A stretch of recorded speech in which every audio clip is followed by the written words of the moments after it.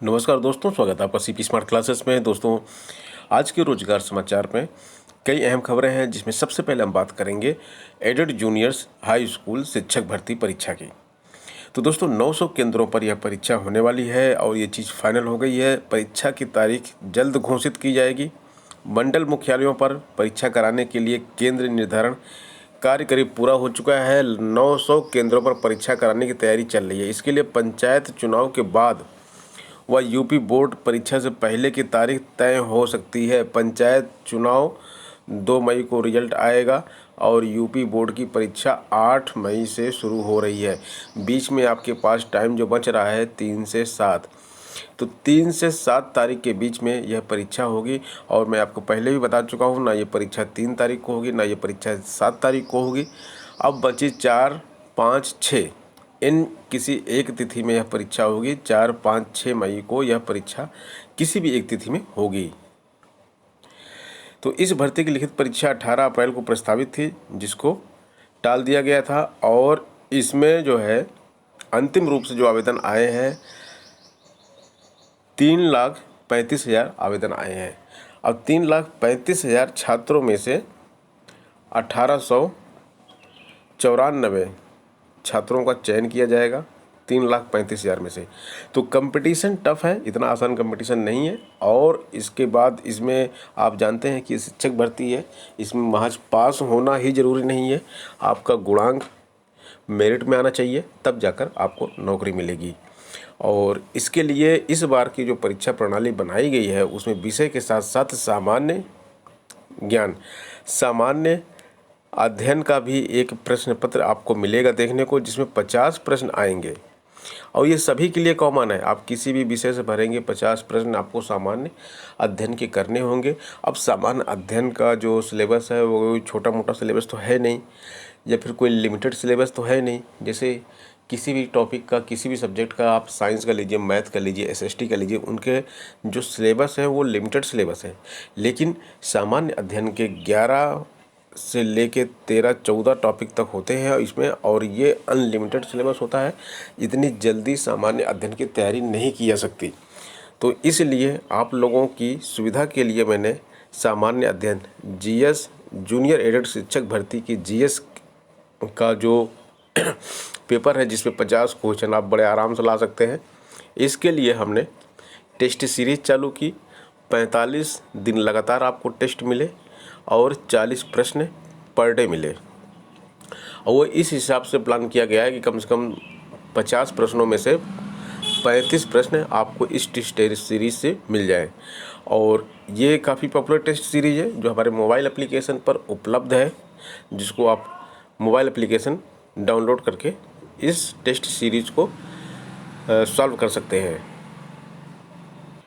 यह है हमारा mobile application CP smart classes, जो कि गूगल प्ले स्टोर में सीपी स्मार्ट क्लासेस टाइप करते ही आपको मिल जाएगा। इसको आप डाउनलोड कर लीजिए। दोस्तों, ये है टेस्ट सीरीज जो हम आपको हमारे मोबाइल एप्लीकेशन में मिल जाएगी। 40 प्रश्न डेली आते हैं और 45 दिन तक आपको मिलेंगे। कंटेंट्स में जाके आप ये यहाँ पे क्लिक करके चेक कर सकते हैं कि कितने टेस्ट अभी तक हुए हैं। तो ये टोटल अभी तक इसमें 19 टेस्ट अपलोड कर दिए गए हैं, डेली टेस्ट अपलोड किया जा रहा है। तो आपको टोटल 45 टेस्ट मिलेंगे, 45 दिन तक 40 प्रश्न डेली। तो आपके पास एक अच्छा खासा क्वेश्चन बैंक हो जाएगा और आपकी प्रैक्टिस भी हो जाएगी। इसमें फर्स्ट टेस्ट जो है ये डेमो टेस्ट है, इसको आप ऐप डाउनलोड करके देख सकते हैं, उसके बाद ही आप इस कोर्स को परचेज कर सकते हैं। टीजीटी पीजीटी की बात करते हैं। टीजीटी पीजीटी देखिए, यहाँ पे डेट तो बढ़ गई है, लेकिन छात्र अभी भी आवेदन नहीं कर पा रहे हैं। कारण क्या है कि जब छात्र आवेदन करने जाते हैं तो पोर्टल पे लिख के आता है कि सर्वर मेंटेनेंस का कार्य चल रहा है। प्रतियोगियों ने चयन बोर्ड अध्यक्ष को पत्र भेजा है और इस तरह से तो बहुत ही लेट हो जाएगा। आखिर वो कब उनकी तैयारी शुरू होगी और कब, जब तक आवेदन नहीं हो जाए तब तक वो निश्चिंत नहीं हो पा रहे हैं अपनी तैयारी के लिए। तो लंबे समय बाद शिक्षक भर्ती घोषित हुई, लेकिन इसमें आवेदन नहीं हो पा रहा है। इससे छात्र बहुत ही ज़्यादा परेशान है। तो आखिर ये आवेदन कब होगा? तो जिन छात्रों के पास जो है शैक्षिक योग्यता पूरी कंप्लीट है, कोई डाउट नहीं है, वो निश्चिंत रहें और अपनी तैयारी करते रहें। आवेदन के लिए 21 तारीख लास्ट डेट कर दी गई है और जब सर्वर चालू होगा, मेंटेनेंस का काम ख़त्म हो जाएगा, तो ये 24 आवर चलेगा। ऐसा नहीं कि केवल रात में चलेगा, दिन में नहीं चलेगा। तो फॉर्म जो है भरने के लिए बहुत कम लोग बचे हैं और ये फॉर्म जो है आप 2-3 दिन के अंदर ही सबका कंप्लीट हो जाएगा। तो इसलिए निश्चिंत रहें, आप अपनी तैयारी करें और फॉर्म भरने के चक्कर में बहुत ज़्यादा परेशान ना रहें। हाँ, सर्वर एक बार ज़रूर पता कर लें कि चल रहा है कि नहीं चल रहा है और उसके बाद पढ़ाई करें अपनी। प्रतियोगियों को प्रतिष्ठित संस्थाओं के नोट्स सरकार दिलाएगी। अब सरकार ने जिम्मेदारी उपाम को दिया है। उपाम क्या है? उपाम जो है आपका उत्तर प्रदेश प्रशासन एवं प्रबंध अकादमी है, जो कि लखनऊ में अलीगंज में है। यूपीएससी एग्जामिनेशन हॉल के बगल में ही है। वहाँ से जो है उत्कृष्ट नोट्स आईएएस के, पीसीएस के, जेई के, नीट के, सीडीएस के, एनडीए की तैयारी करने वाले छात्राओं को दिया जाएगा। किन छात्राओं को दिया जाएगा? जिन्होंने अभ्युदय योजना के तहत रजिस्ट्रेशन करवाया है, उनको दिया जाएगा। और ये नोट्स उपलब्ध कराने की जिम्मेदारी उपाम को दे दी गई है। उपाम कोचिंग संस्थानों से संपर्क करेगा और वहाँ से नोट्स लेगा। उसके बाद अभ्युदय के अभ्यर्थियों को ये नोट्स प्रोवाइड करवाए जाएंगे। और यहाँ पे देखिए डिटेल में दिया गया है किन किन प्रतियोगी परीक्षाओं के नोट्स आपको दिए जाएंगे। आईएएस पीसीएस प्रारंभिक परीक्षा सामान्य अध्ययन के, आईएएस पीसीएस प्रारंभिक परीक्षा सीसेट के, आईएएस पीसीएस मुख्य परीक्षा सामान्य अध्ययन, आईएएस पीसीएस मुख्य परीक्षा वैकल्पिक विषय के, जेईई मेंस के, जेईई एडवांस के, फिजिक्स केमिस्ट्री मैथ के दिए जाएंगे। यहाँ पे नीट के फिजिक्स केमिस्ट्री बायोलॉजी के और एनडीए सीडीएस अन्य परीक्षाओं के नोट्स दिए जाएंगे। सचिवालय में कंप्यूटर सहायक के 300 पद खाली हैं। मुख्यमंत्री से शासन और आयोग को निर्देशित करने की मांग की गई है इसमें। और इन पदों को भरने की मांग सचिवालय संघ के कार्यकारिणी सदस्य अखिलेश कुमार श्रीवास्तव ने बताया है कि पहले 144 कंप्यूटर सहायकों के पदों की भर्ती प्रस्ताव सचिवालय प्रशासन विभाग ने अधीनस्थ सेवा चयन आयोग को भेजा था। आयोग अभी इन पदों पर भर्ती के लिए विज्ञापन नहीं निकाल सका है। इसके अलावा 150 से अधिक पद और रिक्त हो गए हैं। 300 रिक्त पदों पर भर्ती कराने के लिए शासन व आयोग को निर्देशित करने का आग्रह किया गया है। श्रीवास्तव ने बताया कि 1999 में सचिवालय में 427 टंकण वर्तमान में कंप्यूटर सहायक की नियुक्ति की गई थी 1999 में। अब ये सभी समीक्षा अधिकारी बन चुके हैं।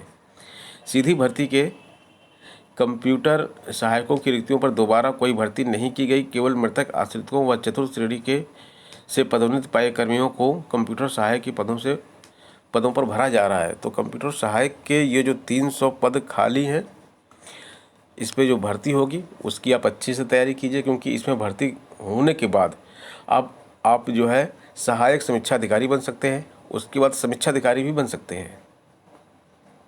उत्तर प्रदेश लोक सेवा आयोग जो है कट ऑफ प्राप्तांक की सूचनाएं देर से देने से घिर गया है। आरओ परीक्षा के अभ्यर्थियों ने कई सवाल उठाए हैं और नियुक्ति की संस्तुति के बाद जानकारी देने के निर्णय से असंतुष्ट नहीं है अभ्यर्थी।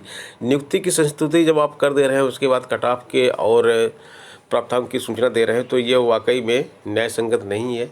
कट ऑफ और प्राप्तांक आपको रिजल्ट निकलने के साथ साथ देना चाहिए, या फिर रिजल्ट निकलने के 2-4 दिन के बाद देना चाहिए। क्योंकि अभ्यर्थी अगर अपना कोई दावा पेश करना चाहे तो उसी समय दावा पेश कर सकता है और उसको पता भी चल जाएगा कि कट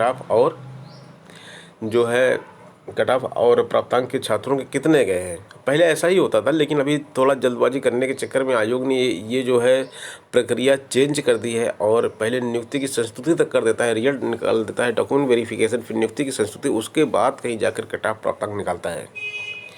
तो चयनित और असफल अभ्यर्थियों के बीच में भेदभाव आयोग कर रहा है। तो ये छात्रों ने कहा कि भाई ये भेदभाव नहीं होना चाहिए। भेदभाव क्यों? कोई चयनित हो गया और कोई अभी चयनित नहीं हुआ है, तो ऐसा भेदभाव क्यों? आयोग ने आरओ के 303 पदों के अंतिम चयन परिणाम 5 अप्रैल को जारी किया। इसमें करीब 260 पदों पर अभ्यर्थियों का चयन किया गया और 43 पद योग्य अभ्यर्थी न मिलने से खाली रह गए। तो छात्र यही जानना चाहते हैं कि भाई आखिर ये 43 पद योग्य अभ्यर्थी न मिलने से खाली हो गए हैं, तो क्या हम योग्य नहीं हैं? उनको पता चल जाएगा कि वो योग्य हैं या नहीं है। प्राप्तांक और कट ऑफ जो है श्रेणी वाइज जब यहाँ पे जारी किया जाएगा, तब छात्रों को ये पता चल जाएगा।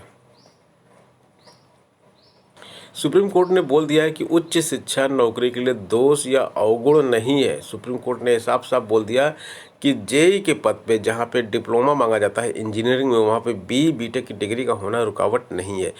कई वैकेंसी ऐसी निकलती है जहाँ पे लिख दिया जाता है कि भाई ये डिप्लोमा की पोस्ट है, डिप्लोमा वाले हैं यहाँ पे आवेदन करें, बीटेक वाले यहाँ पे आवेदन ना करें। तो सुप्रीम कोर्ट का इसमें बोलना पड़ा है। High court, Himachal high court का फैसले को इन्होंने पलट दिया सुप्रीम कोर्ट को, और कहा कि नौकरी पाने के लिए अगर उच्च शिक्षा है तो वो कोई अवगुण नहीं है, और अगर जूनियर इंजीनियर के पद पर इंजीनियर की डिग्री लिया हुआ बंदा काम करता है तो वो कोई ऐसी बात नहीं है कि नौकरी नहीं कर सकता। बीटेक डिग्रीधारियों को राज्य बिजली बोर्ड में जूनियर इंजीनियर के पदों पर नौकरी के लिए आवेदन करने की इजाज़त दे दी गई है, और जस्टिस यू ललित और जस्टिस एस रविंद्र भट्ट की पीठ ने पाया कि नियुक्तियों में बड़ी हिस्सेदारी सीधी भर्ती की होती है। वहीं प्रमोशन से भरे जाने वाले उच्च पद यानी सहायक अभियंता के लिए सीधी भर्ती 36% तक ही होती है, बाकी 64% से विभिन्न उप कोटा फीडर कैडर के लिए निर्धारित किए गए हैं। इसमें सबसे अधिक हिस्सेदारी जूनियर इंजीनियरों की होती है। पीठ ने अपने आदेश में कहा कि यह दिखता है कि इस नियम को बनाने का मकसद डिग्री धारकों को जूनियर इंजीनियर के पद पर विचार करने से दूर रखना नहीं है। और अब इसमें जो है फॉर्म भरने की अनुमति दे दी गई है, तो डिग्री धारक जितने भी हैं वो यहाँ पे अप्लाई कर सकते हैं जेई के पद के लिए और नौकरी पा सकते हैं। तो दोस्तों ये थी आज की अपडेट। मिलते हैं नेक्स्ट वीडियो में नई अपडेट के साथ। धन्यवाद।